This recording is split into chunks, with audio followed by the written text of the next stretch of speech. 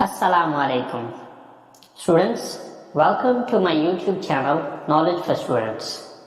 So students, today we are here with class number 7. So in today's class, first of all we will do the homework that I gave you in last class, and on the second number we will discuss a little bit more detail of structure that I told you in previous classes. So guys, time waste किए बिना start करते हैं. So सबसे पहले start करते हैं हम अपना होमवर्क. I hope so आप लोगों ने होमवर्क किया होगा. So जो होमवर्क मैं अभी आपको दिखाने जा रहा हूँ उसको देख लीजिए, और अगर कोई उसमें मिस्टेक्स हैं तो उसकी करेक्शन कर लीजिए. So पहला क्वेश्चन है, डू यू वॉच टीवी? अब अगर तो ये क्वेश्चन आप अकेले के बारे में पूछा गया तो फिर आप कहेंगे यस आई वॉच टीवी, और अगर आप अकेले नहीं हैं, आप दो या दो से ज्यादा हैं, तो फिर आप कहेंगे यस वी वॉच टीवी. और अगर नो में करते हैं no I don't watch TV या no we don't watch TV. Next question था, do they learn English? Yes they learn English. No, they don't learn English. Do we use the computer? अब अगर ये सवाल सिर्फ आपके बारे में पूछा गया है तो फिर आप you यूज करेंगे, लेकिन अगर इसमें वो बंदा भी शामिल है जो सवाल पूछ रहा है तो फिर आप we यूज करेंगे. Yes, we use the computer या yes, you use the computer. No, we don't use the computer. No, you don't use the computer. Fourth question है, do I sit here? Answer है yes, you sit here. No, you don't sit here. Number 5, do you live in this city? Yes, I live in this city. अगर आप दो या दो से ज्यादा है तो फिर आप I नहीं बल्कि we कहेंगे. Yes, we live in this city. No, I don't live in this city, and no, we don't live in this city. Do we go to mosque? Yes, we go to mosque. Yeah. Yes, you go to mosque. No, we don't go to mosque. No, you don't go to mosque. दोनों सूरतों में सही है. अब we भी use हो सकता है, you भी यूज हो सकता है. अब वो डिपेंड करता है कि वो क्वेश्चन है किसके बारे में आया, कि आप भी उसमें क्वेश्चन में शामिल हैं, जो बंदा आंसर करे वो खुद भी शामिल है, या फिर आप उसमें शामिल नहीं हैं. अगर आप उसमें शामिल नहीं हैं तो आप यू यूज करेंगे, अगर आप खुद भी शामिल हैं तो फिर आप वी का यूज करेंगे. Do they go for morning walk? Yes, they go for morning walk या no, they don't go for morning walk. Do Asim and Aamir study in this college? Yes, Asim and Aamir study in this college. No, Asim and Amir don't study in this college. Do they work in this factory? Yes, they work in this factory. No, they don't work in this factory. So, do you visit different places? Yes, I visit different places. या फिर yes, we visit different places. No, I don't visit different places. No, we don't visit different places. तो guys देखें कि हम सिर्फ एक एक दो दो वर्ड चेंज करके इन क्वेश्चंस के आंसर करें. आई होप सो आप लोगों ने जो आंसर किए होंगे वो सही होंगे, बट अगर उनमें कोई थोड़ी बहुत मिस्टेक्स हैं सो गाइस इसमें से देख लीजिए. और अब हम चलते हैं अपने नेक्स्ट काम की तरफ. और नेक्स्ट हमारा काम ये था कि आज हम थोड़ी बहुत मजीद डिटेल पढ़ेंगे अपनी स्ट्रक्चर की, जो कि हम subject plus verb plus object हमने जो डिस्कस किया था उसकी आज थोड़ा सा मजीद डिटेल पढ़ते हैं. In previous classes the structure that we were using that was subject plus verb plus object. ये वो स्ट्रक्चर है जो कि हम पिछली क्लासेस में पढ़ते हैं. But today I am just gonna tell you that in next classes we will just change it a little bit more. अब क्या चेंजेस हम इसमें आज करने जा रहे हैं और वो क्यों करने जा रहे हैं इस चीज को देख लेते हैं। सो स्टूडेंट्स, अब नेक्स्ट क्लासेस के अंदर जो मैं स्ट्रक्चर यूज करूंगा वो कुछ यूज करूंगा, सब्जेक्ट प्लस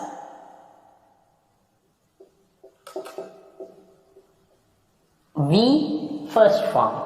अब वी से है वर्ब और फर्स्ट फॉर्म ये उसकी फॉर्म है। असल में जो वर्ब होता है, इस वर्ब की 4 फॉर्म्स होती हैं। Okay, first form, second form, third form, fourth form या फिर चौथी फॉर्म को पार्टिसिपल फॉर्म या आईएनजी फॉर्म भी कहा जाता है। मिसाल के तौर पे हमारे पास एक लफ्ज है गो। अब इसकी 4 फॉर्म्स हैं। ये फर्स्ट फॉर्म है, वेंट इसकी सेकंड फॉर्म है, गॉन थर्ड फॉर्म है एंड गोइंग फोर्थ फॉर्म या आईएनजी फॉर्म या पार्टिसिपल फॉर्म है। अब देखें कि हर एक फॉर्म जो है ये बेसिकली अपने टेंस के हिसाब से यूज होगी। बहरहाल ये चीज हम आगे चल के देखेंगे कि कौन सी फॉर्म कहां पर यूज करनी है। अब यहां पर जरूरी नहीं कि अब मैंने फर्स्ट फॉर्म लिखा है तो मीन फर्स्ट फॉर्म ही आना है। यहां पर सेकंड फॉर्म आ सकता है, थर्ड फॉर्म आ सकता है, फोर्थ फॉर्म आ सकता है। लेकिन अब जिस तरह ऊपर की स्ट्रक्चर के अंदर मैंने वर्ब लिखा हुआ है, तो अब नीचे की स्ट्रक्चर में मैंने वर्ब नहीं लिखा बल्कि वी फर्स्ट फॉर्म लिखा है। तो मीन के यहाँ पर वी सेकंड फॉर्म आ सकता है, वी थर्ड फॉर्म आ सकता है, वी फोर्थ फॉर्म या आईएनजी फॉर्म आ सकता है। तो मीन के वो टेंस के हिसाब से या जमाने के हिसाब से देखेंगे कि कौन सा वर्ड यहाँ पर आएगा। आई होप सो स्टूडेंट्स समझ आ गई होगी कि यहाँ पर नेक्स्ट स्ट्रक्चर के अंदर हम वर्ब का लफ्ज नहीं इस्तेमाल करेंगे बल्कि V first form, second form, third form या फोर्थ फॉर्म का लफ्ज इस्तेमाल किया जाएगा। And at the end there is a blank. अब पहले हम यहाँ पर ऑब्जेक्ट लिख रहे थे, लेकिन अब हम यहाँ पर ऑब्जेक्ट नहीं लिख रहे बल्कि इसकी जगह पे जस्ट ब्लैंक दे रहे हैं। अब इस ब्लैंक के पीछे क्या लॉजिक है या क्या रीजन है? अब ये ब्लैंक छोड़ने का असल जो मकसद है वो ये है कि हर सेंटेंस के अंदर ऑब्जेक्ट जरूरी नहीं है आएगा। ठीक है, अब जैसे कि हमारे पास जो बेसिक स्ट्रक्चर्स होती हैं वो 5 होती हैं। ठीक है, जो हमारी बेसिक स्ट्रक्चर है उसमें सब्जेक्ट आता है प्लस वर्ब। दूसरी जो ये पहली स्ट्रक्चर है, दूसरी जो स्ट्रक्चर है subject plus verb plus object. ये वही स्ट्रक्चर है जो पिछली क्लासेस में आप पढ़ चुके हैं। थर्ड स्ट्रक्चर है subject plus verb plus adjective. Fourth structure है subject plus verb plus adverb. And the last one is subject plus verb plus noun। अब चूंकि हमें इस चीज का नहीं पता होता कि जब हम सेंटेंस बनाएंगे तो उसमें ऑब्जेक्ट आएगा या नहीं आएगा।